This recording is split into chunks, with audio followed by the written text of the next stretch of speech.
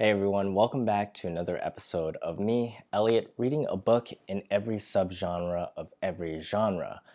The genre I'm currently in is philosophy, and what I'm discovering is that any book can be a philosophy book, right? They all kind of teach you how people think, how people behave, and isn't that what philosophy is all about? But to me, what separates philosophy literature and other type of literature is that it has the intention. It's designed with the purpose of influencing people, changing people's ideas, asking the question, is this right or wrong, and giving a rather firm answer about it. I think that is why the book I picked this time, Ayn Rand's Atlas Shrugged, is so controversial because it really clearly states what is right and what is wrong. And I think that is what makes it so polarizing, because to me, philosophy isn't just about things being right or wrong. No philosophy teaching is like right. What am I really saying? Well, the subgenre I'm exploring this time is Objectivism, which is what Ayn Rand's philosophy is called. So Objectivism is mainly saying that the purpose of life, the purpose of being human, is to be selfish and pursue a singular goal. Whatever you think makes you happy, do that. So never have I had a book where I told people I was reading it, Atlas Shrugged, and had so many people tell me like, why are you reading that? Don't read that. It's gonna make you a bad person, or it's such a waste of time, or oh, it's so, the ideas that it has in there is so garbage, and it's just like, oh, so way too preachy. And for me, whenever someone tells me you shouldn't read something, or you shouldn't do something, you shouldn't look at something, the more I'm like, especially if it's a piece of art, I guess you could call this art, or propaganda. Whenever I see a piece of propaganda, I'm like, I'll figure it out on my own. Allow me to be brainwashed on my own. Thank you very much. And I encourage other people to go ahead, and if you want to risk being brainwashed and influenced by a book, it's your right to do so. It's freedom. It's what it's all about. You make that choice. And so I'm making the choice, a very long choice. I'm about halfway through right now, and I do have some thoughts. Now, I don't agree with everything in this book, but I believe if you want a certain lifestyle, I feel like you have to operate with a bit of selfishness, with some objectivism in your life. Like, that actually has to be something you believe. For example, right now, it's really easy to hate on billionaires because there's so much wrong with the world and billionaires have all the power, and it's like, yo, Jeff Bezos, yo, Elon Musk, why aren't you putting your energy to helping these poor people in the world that are suffering, they're dying right now? Then you realize Jeff Bezos and Elon Musk didn't become billionaires because they were helping people. They became billionaires because they wanted money. If you're a billionaire, you are probably functioning under the model of Ayn Rand. In order to get to that level of power, you can't be generous. But making money is a very noble cause, and continuing with real life examples, we could say that yes, Jeff Bezos and Elon Musk aren't necessarily in the ER saving lives right now, but what they're doing is they're focusing on what they're here to do. They're here to provide a product and service that the world needs, and through those products and services, they are, in a way, making the world a better place. Is pursuing money as one of the dark, evil things in the world, is pursuing it actually a righteous thing to do, even though it means like pushing your loved ones out of the way? There's this one line in there where it goes, a man should never apologize for being rich, otherwise he wouldn't be rich for long. You can see it very clearly in the world right now with people telling, yo, Jeff Bezos, pay your people more or whatever. He's not apologetic about it. He keeps moving, keeps steering his ship forward, and he has a vision for what's next for Amazon. And if we're in the way, he's going to just plow right through us. That was one of the arguments with this book, is that without these type of people steering the ship forward, production will end up being stagnant, and that there is even this proposal from this book that says, like, maybe there shouldn't be any new products. Industries should just keep producing what already exists, and there shouldn't be any innovation until everybody in the world has that same level of service or product. For example, maybe we shouldn't keep innovating on a Tesla until everybody in the world can afford a Tesla. And so another example from Atlas Shrugged is that no new books should be written, and that there shouldn't be any new authors. They shouldn't write anything new. But publishers should keep printing out the same amount of books from the past as possible, so that everybody has a chance to read all the obscure books that never got a chance, because we keep producing stuff, and we keep moving forward. And that is not fair for everybody who gets left behind, and this should be more even. So this is a very dense book, and I'm actually curious about like where it's going. I would say the first quarter of it I really enjoyed, and then it like slowed down a bit, and I'm like, okay, I kind of get this. I kind of get the points you're making. But overall, people will argue against this, but I think it's very well written for what it is. It's very persuasive. I would say that. I don't think my life is going to change from reading this at all. It does come with one of these Ayn Rand membership things where I could like send it in and join the Ayn Rand Foundation. So I'm halfway through this book right now, and what I'm going to do is I'll finish reading it, however long this takes me. This is essentially like 3 books. 3 like moderate size books I have to read to finish this one big book. Anyways, what I'm trying to say is I'm going to finish reading it, and then I'm going to give you my final thoughts on Atlas Shrugged right now, in the future. Let's see how long my hair is going to be. Welcome back, everybody. It has been a while. It took me a while to read this whole entire book. If you're curious, it took me about 2 months. It's a long one. There's a lot to get through, and I'm going to just jump right into it. The second half kind of starts out with a plane crash in the part 3 of the book. The second half of the book starts off with a plane crash, which I actually kind of enjoyed. It was a nice little twist on the story, added a bit of absurdity to it. Reading this, I was kind of like, oh, okay, sure, this can happen. Why not? Why not?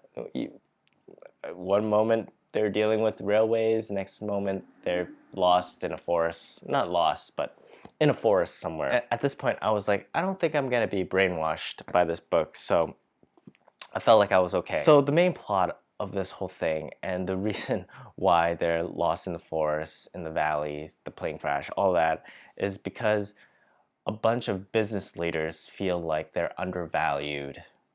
So which leads me to this thought is, when a business leader, a CEO, a founder, a director, a vice president, if they feel undervalued, if they feel like what they created is being taken from them, from the government, how real is that thought in their head? Is that actually real? Because sometimes, I mean, our ego gets ahead of us a lot of the time, and it's like, are we actually as valuable as we think we are? One example of that is Steve Jobs, and when Steve Jobs kind of, well, he died, and so it kind of left a void in Apple that I don't think will ever be filled. If you're undervaluing Steve Jobs and Elon Musk, there is a problem there. It's like, no, you shouldn't undervalue these people.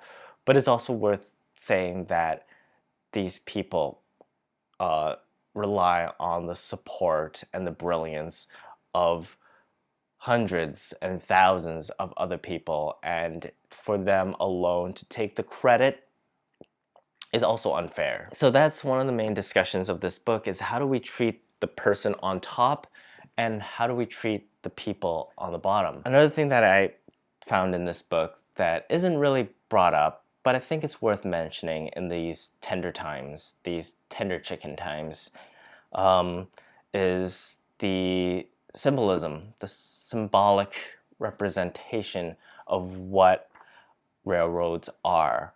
Railroads are invasion of land. Railroads are enslaved workers. I think when you turn on that lens of it, you kind of see this book in a much darker way, and it's sort of hidden within all the drama that is happening with the executives. They're not really thinking about this stuff. I'm sure if you rewrite the story from the bottom up, a lot of those themes would just magically appear about the same topic. I don't know why Ayn Rand chose railroads exactly, but on that alone and what actually it is, when you think of it, she wrote this in the 1950s, I believe, and when you think about it, railroads were the main artery of the whole entire country. It was so important, but it's built upon the bloods of so many Americans, immigrants, and just workers and native people, and that is a much darker history. As much as they talk about like how great their metal is, oh yeah, Reardon steel is so fantastic, but another story could be like the people involved, the people at the bottom, the human labor that is required to build a railroad. So moments ago, I was talking about leaders being great innovators and the inevitable march of progress that is going to happen. So that is another thing I found interesting about Atlas Shrugged and how it talks about this this progress, this innovating, updating of the world. And is it a good thing to say, whoa, whoa, whoa, okay, that's enough, that's enough. Let's stop updating for a bit.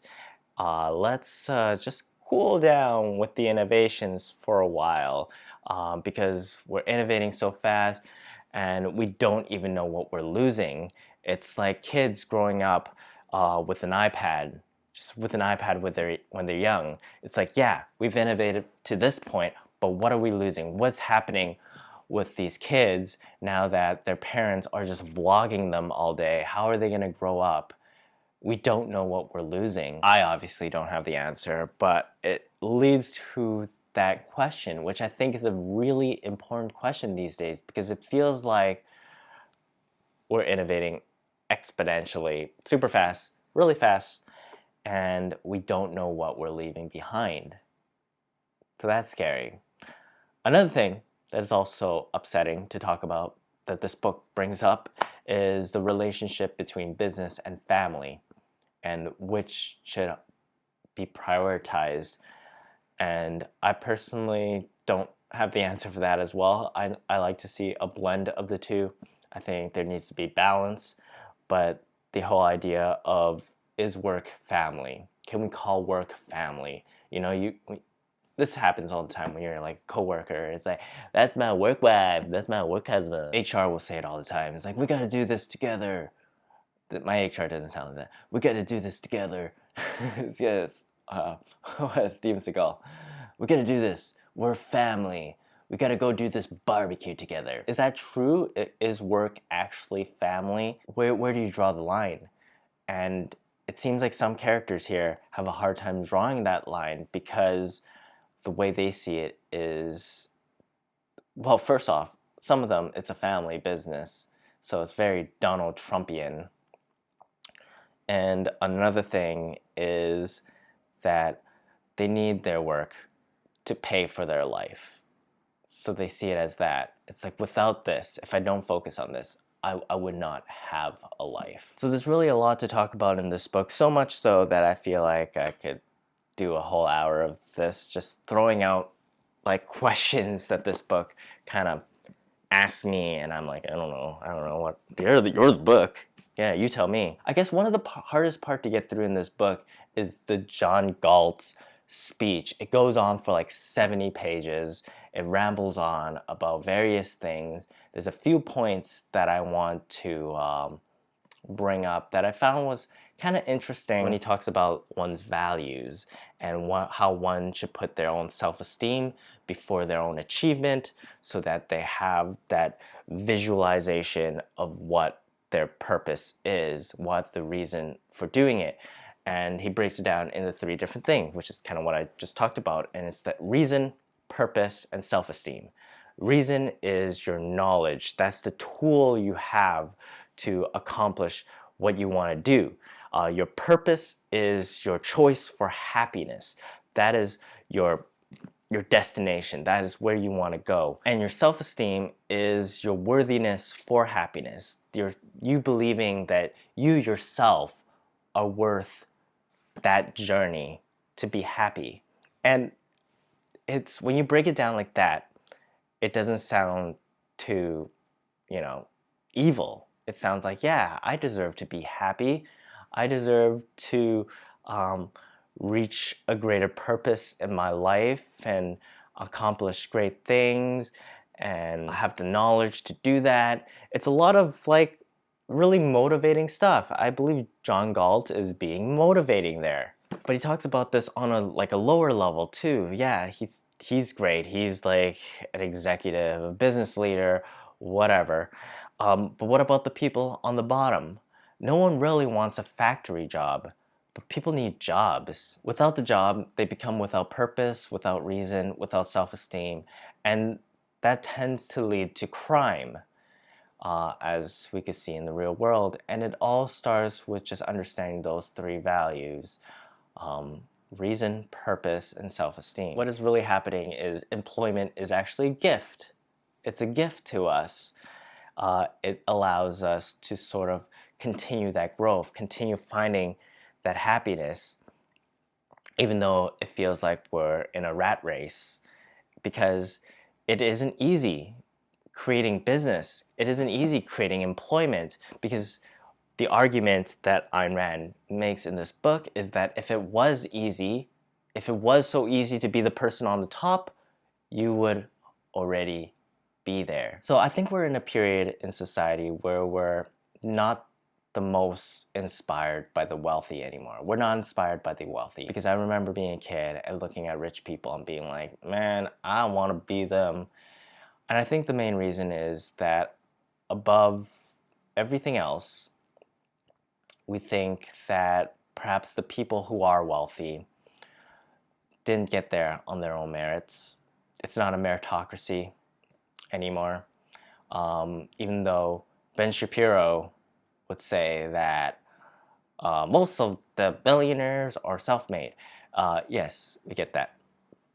But the way we're all feeling right now is that it's unearned. A lot of luck was involved, and a lot of selfishness was involved to get to the top. And I'm not saying whether they're self-made or not. I'm saying how they made themselves. How did they get to the top? What did they have to sacrifice to get there? And is that sacrifice something we should be inspired by, or is that something we should be cautioned to avoid? Overall, I enjoyed this book. I didn't hate it. It was actually, I found it very stylized. When you're reading something as long as this, and you're writing at the same time, you find yourself mimicking certain things, the way she writes, and it's very like powerful, and it feels like a speech. You could just pick like some dialogue here, and it really comes across as you're like preaching. It's an interesting style. I'll give her that. I don't know if it needs to be as long as it is, but I think the length of it really forces you to invest in it, like a course, you know. It's not just a YouTube video, it's a course. So there's a lot of good lines in this book, and I'm gonna leave you with this one. I feel like it sums up Atlas Shrugged pretty well, and it goes like this. The desire not to be anything is the desire not to be. It has been a wild ride reading this book. I'm glad I'm done. Glad I'm done. So this is me reading a book in every subgenre of every genre. If that interests you, if you want to go along with the journey, please subscribe. Check out one of these videos here. There's more books to be read. I'll talk to you soon.